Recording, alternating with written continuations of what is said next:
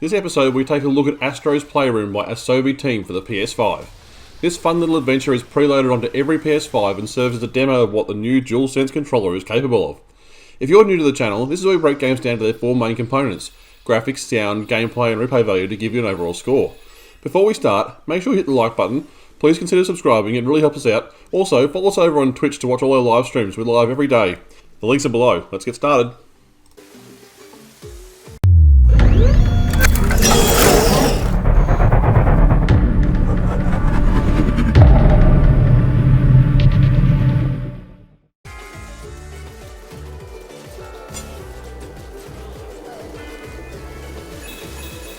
This game is not going to stretch the power of the PlayStation 5 in any way, but what they've made here is bright, crisp and downright fun to look at.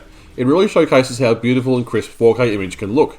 There's a whole host of different effects going on here, from the beautiful beaches of the Cooling Springs level, to the hail, rain and snow that follow later in the game. Sometimes simple is best, and this game really demonstrates what can be done with some really great artwork and some really talented people. What I do love is the attention to detail, like how the raindrops fall down and land in little crosses, triangles, squares and circles.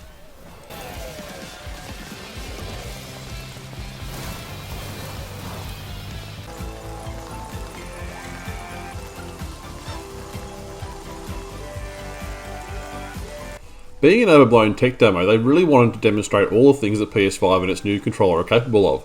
The DualSense may have the new haptic feedback and advanced rumble, but it's the combination of sound from your screen and the effects of the inbuilt speaker on the controller that really create the immersion.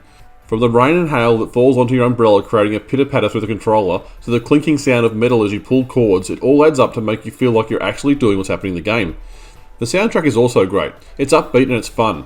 And it's really hard not to get a little bit nostalgic when you hear all the different system loading sounds from generations gone by.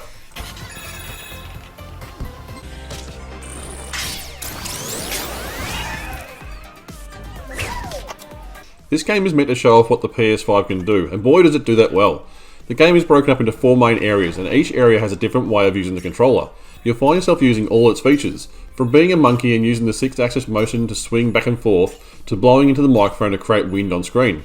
What they've done really well is make all the moves feel natural. I found climbing with the monkey to be the hardest, but even that became easier as I got used to swinging the controller back and forth. And by far my favourite was the force feedback from the triggers, as I guided my rocket ship through the dangerous terrain. It just felt great.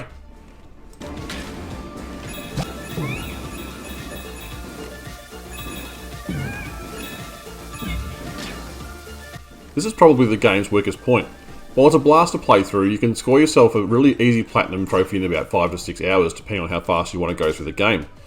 Once you finish the game, there really isn't any other reason to head back into it, aside from showing off to your friends what the new system can do. Having said that, I've gone back and played this game a couple of times now, and I still find myself having a good time.